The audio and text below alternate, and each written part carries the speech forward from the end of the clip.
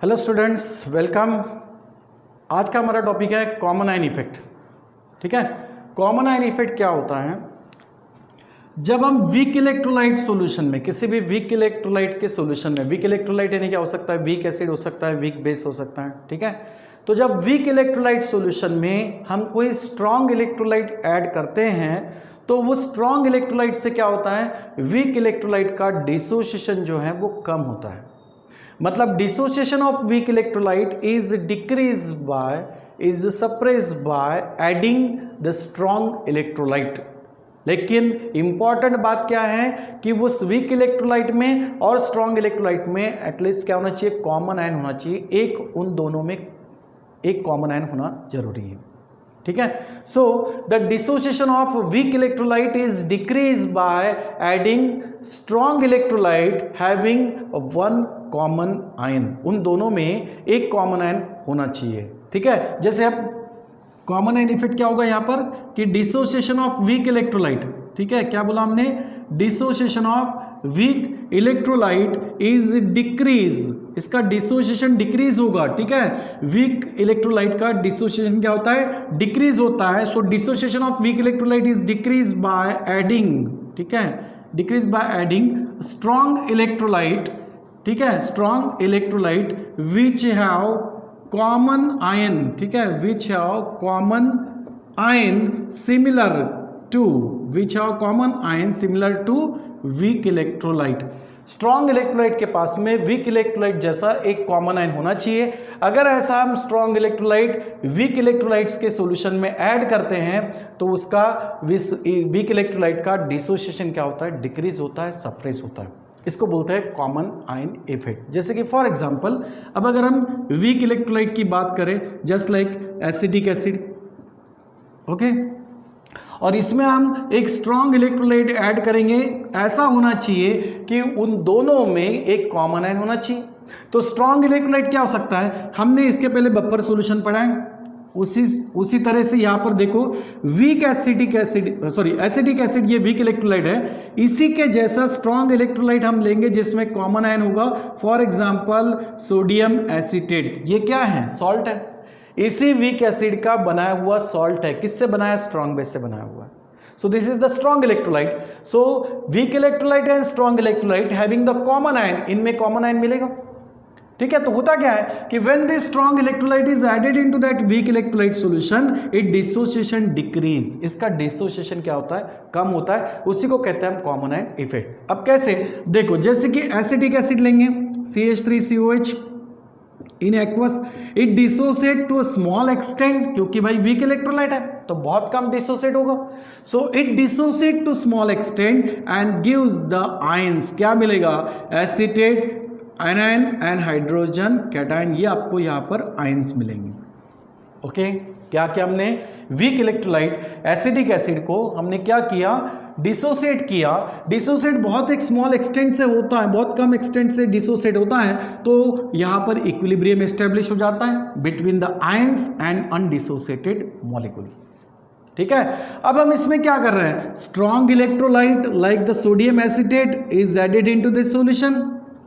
Okay, अब ये strong electrolyte है तो इट ऑलमोस्ट कंप्लीटली डिसोसिएट, ये पूरी तरह से डिसोसिएट होगा, आयोनाइज होगा, और इससे आपको क्या मिलेंगे? कैटायंस और एनायन मिलेंगे। That's a CH3COO minus plus क्या होगा? Na+, यानी एसीटेट एनायन और सोडियम का कैटायन, ये आपको मिल गया। ठीक है, कंप्लीट डिसोसिएशन हुआ। अब देखो, अगर ये कंप्लीट डिसोसिएशन होता है, इसका मतलब एसिटेट आयन का यहां पर कॉन्सेंट्रेशन ज्यादा हो गया। क्यों?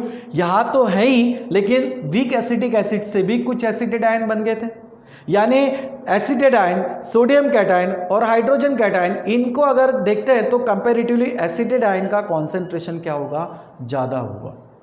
ठीक है, कॉन्सेंट्रेशन इसका ज्यादा होगा, और कॉन्सेंट्रेशन ज्यादा होने से क्या होगा? इसका डिसोसिएशन कांस्टेंट अगर हम निकालते हैं तो वो क्या होगा? डिसोसिएशन कांस्टेंट भी ज्यादा होगा। देखो, अगर हम डिसोसिएशन कांस्टेंट ऑफ, ठीक है, dissociation constant of weak acid अगर निकालते हैं ना, एसिटिक एसिड का निकालते हैं, तो क्या होगा? Dissociation constant of weak acid equals to, ठीक है, product of concentration of that product, तो क्या होगा? एसिटेट आयन ठीक है, यानी हम लिखेंगे यहाँ पर concentration of acetate ion into concentration of H+ ion divided by concentration of undissociated acetic acid. ये तो हुआ dissociation constant of weak acid. ठीक है, अब देखो कि आपने जैसे उसमें स्ट्रॉन्ग इलेक्ट्रोलाइट ऐड किया, स्ट्रॉन्ग इलेक्ट्रोलाइट ऐड करने से कॉन्सेंट्रेशन ऑफ एसिडेड आयन क्या हो रहा है, इंक्रीज हो रहा है। तो जब numerator value concentration of acetate ion increase होगी तो definitely dissociation constant of weak acid भी क्या होगा, इंक्रीज होगा। ठीक है, लेकिन ये concentration of that dissociation constant of weak acid ये जो है ये डिक्रीज होता है, इंक्रीज नहीं होता। क्यों नहीं होता, क्योंकि इसको कम करने का काम कौन कर रहा है, स्ट्रॉन्ग इलेक्ट्रोलाइट ही कर रहा है। किस तरीके से, देखो यहां पर जब कॉन्सेंट्रेशन ऑफ एसिडेड आयंस बढ़ता है, ठीक है, और डिसोसिएशन कांस्टेंट की वैल्यू अगर देखा जाए तो बढ़ती हुई नजर आएगी, क्योंकि एसिडेड आयन का कॉन्सेंट्रेशन यहां पर बढ़ रहा है।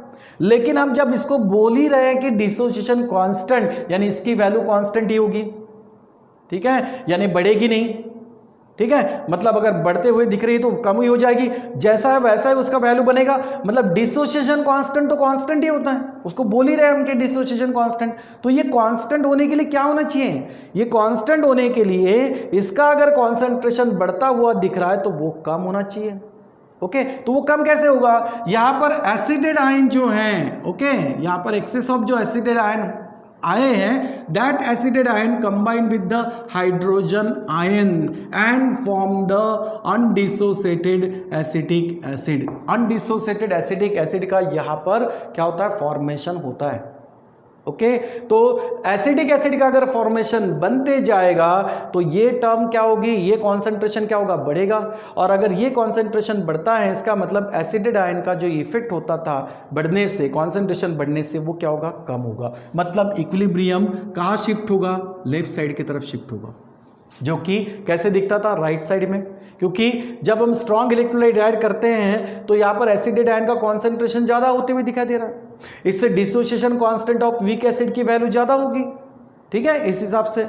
But dissociation constant is a constant value. अब ये अगर कांस्टेंट वैल्यू है, इसका मतलब इसके बढ़ते हुए कॉन्सेंट्रेशंस को कोई तो कम कर रहा है। अब ये होता क्या है कि ये जो एक्सेस ऑफ एसिडेड आयन आए हुए हैं, this acetate ion combine with the hydrogen ion of that weak acid and gives the undissociated acidic acid. Okay, so that's means according to Le Chatelier principle, Le Chatelier principles में क्या है कि अगर कभी concentration में या टेम्परेचर में या प्रेशर में फर्क गिरता है और इक्विलिब्रियम शिफ्ट होती है, ठीक है, उस वक्त क्या होता है, इक्विलिब्रियम शिफ्ट होता है। यहां पर कॉन्सेंट्रेशन बढ़ तो रहा है, लेकिन यही कॉन्सेंट्रेशन ऑफ एसिडेड आयन फिर क्या हो रहा है, हाइड्रोजन आयन से कंज्यूम होकर कम हो रहा है। ठीक है, तो उससे क्या होगा, इक्विलिब्रियम क्या होता है, रिवर्स शिफ्ट हो जाती है। और एक इक्विलिब्रियम ऐसा एग्जिस्ट हो जाता है जहां पर आयोनाइजेशन एंड उसका प्रेसिपिटेशंस क्या होता है, सेम हो जाता है, रेट सेम होता है, इक्विलिब्रियम कांस्टेंट इक्विलिब्रियम एस्टेब्लिश हो जाता है, तब डिसोसिएशन कांस्टेंट की वैल्यू भी कांस्टेंट हो जाती है। ठीक है, तो यही है कॉमन आयन इफेक्ट का कि अगर हम वीक इलेक्ट्रोलाइट्स में कोई स्ट्रॉन्ग इलेक्ट्रोलाइट ऐड कर दें तो वो स्ट्रॉन्ग इलेक्ट्रोलाइट इसके डिसोसिएशन को क्या करता है, डिक्रीज कर देता है। ठीक है, ये जैसा डिसोसिएट हो रहा था, अब क्या होगा, जैसे ही आपने स्ट्रॉन्ग इलेक्ट्रोलाइट ऐड किया, ये कंप्लीट डिसोसिएट हो गया, और कंप्लीट डिसोसिएट होने के बाद में एक आयन का कॉन्सेंट्रेशन यहां बढ़ते हुए दिखाई दे रहा है, वापस से वो आयंस न्यूट्रलाइज होके अनडिसोसिएटेड पार्ट को ही बना देता है। किसका, वीक एसिड का अनडिसोसिएटेड पार्ट, अनडिसोसिएटेड मॉलिक्यूल, उसी को फॉर्मेशन कर रहा है। ठीक है, मतलब क्या होंगे, अब जो कुछ भी आयंस बने थे वापस से उसमें से कुछ आयंस फिर से क्या होंगे, अनडिसोसिएटेड फॉर्म में आ जाएंगे, मतलब अनडिसोसिएटेड मॉलिक्यूल को बनाएंगे। ठीक है, तो इससे क्या होगा, इसका डिसोसिएशन क्या हो जाएगा, कम हो जाएगा। सो कॉमन आयन इफेक्ट में वीक इलेक्ट्रोलाइट का डिसोसिएशन डिक्रीज होता है जब हम उसमें स्ट्रॉन्ग इलेक्ट्रोलाइट ऐड करते हैं। बट सबसे इंपॉर्टेंट बात क्या है, that strong electrolyte must have similarly common ion, उसमें बिल्कुल कॉमन आयन होना चाहिए सिमिलर टू वीक इलेक्ट्रोलाइट, तभी ये इफेक्ट होता है। ठीक है, अब इस कॉमन आयन इफेक्ट का अगर हम सोल्युबिलिटी प्रोडक्ट से रिलेशन जोड़ दे तो वहां पर भी वैसा ही होगा। सोल्युबिलिटी प्रोडक्ट कैसे निकाला था, सोल्युबिलिटी प्रोडक्ट हमने निकाला था स्पेरिंगली सोल्यूबल सॉल्ट को सैचुरेटेड सॉल्यूशन बनाने के बाद, यानी स्पेरिंगली सोल्यूबल सॉल्ट कोई भी हो सकता है। ठीक है, स्पेरिंगली सोल्यूबल सॉल्ट जैसे कि लाइक हमने एग्जांपल लिया था सिल्वर क्लोराइड का, ओके। तो suppose this sparingly soluble salt like silver chloride is dissolved into the water, ठीक है, डिजॉल्व्ड इनटू द वाटर। अब अगर इसको वाटर में डिजॉल्व कर दें तो इससे सैचुरेटेड सॉल्यूशन बनेगा। Okay, so gives it saturated solution, इसका क्या बनेगा, सैचुरेटेड सॉल्यूशन बनेगा, ठीक है।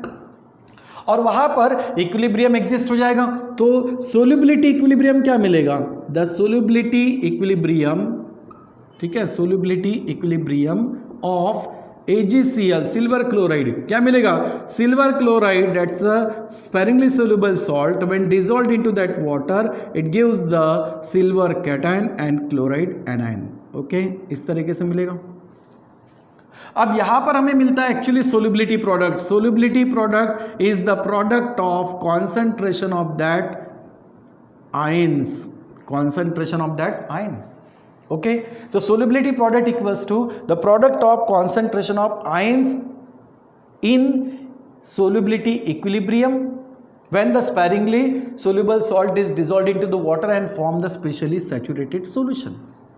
उस वक्त जो आयंस का कॉन्सेंट्रेशन मिलेगा इस प्रोडक्ट को हम क्या कहेंगे, सोल्युबिलिटी प्रोडक्ट। चलो यहां तक सोल्युबिलिटी प्रोडक्ट हमने देखा था, पिछले क्लास में भी पढ़ा था। अब कॉमन आयन इफेक्ट का इस पर क्या फर्क गिरेगा। अब ये तो है स्पेरिंगली सोल्यूबल सॉल्ट, मतलब हमारे लिए हो गया भाई वीक इलेक्ट्रोलाइट।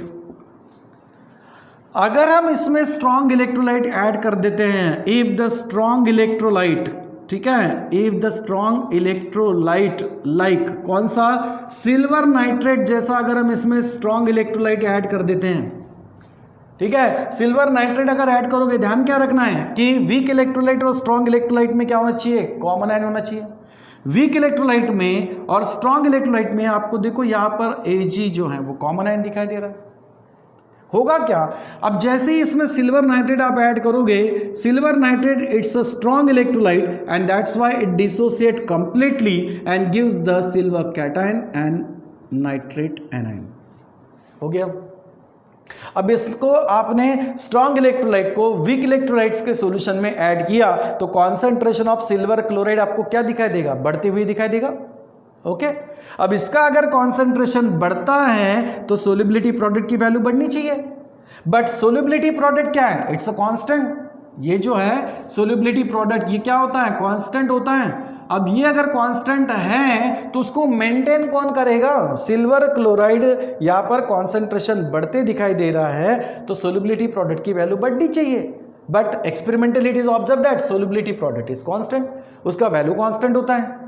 तो फिर ये बढ़ने वाला कॉन्सेंट्रेशन कम होना चाहिए, ये मेंटेन कौन करेगा, कैसे होगा, जैसे स्ट्रॉन्ग इलेक्ट्रोलाइट इसमें ऐड करोगे, सिल्वर कैटायंस का जो एक्सेस ऑफ अमाउंट आया है ये क्या करेगा, वीक इलेक्ट्रोलाइट्स के क्लोराइड आयन से वापस से क्या होगा, कंबाइन हो जाएगा। So silver chloride ion combine with the chloride anion. Okay, यहां पर क्या होगा, एक्सेस ऑफ सिल्वर कैटायन ये क्लोराइड एनायन से रिएक्ट होगा और आपको क्या बना के देगा, सिल्वर क्लोराइड।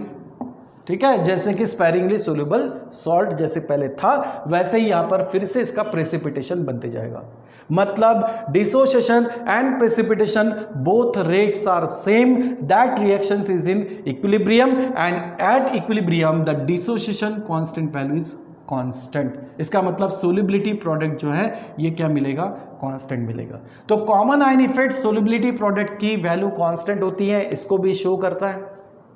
ठीक है, बिल्कुल सिमिलर फैक्ट है, सेम फैक्ट है कि वीक इलेक्ट्रोलाइट में हमने स्ट्रॉन्ग इलेक्ट्रोलाइट को ऐड किया और स्ट्रॉन्ग इलेक्ट्रोलाइट को ऐड करने के बाद में देखा कि भाई सोल्युबिलिटी प्रोडक्ट की वैल्यू कांस्टेंट होती है। क्यों होती है, क्योंकि एक्सेस ऑफ कैटायन जो है वो एनायन के साथ रिएक्ट होकर फिर से अनडिसोसिएटेड मॉलिक्यूल्स को फॉर्म करता है और जिससे इक्विलिब्रियम कांस्टेंट की वैल्यू जो है वो कांस्टेंट होती है।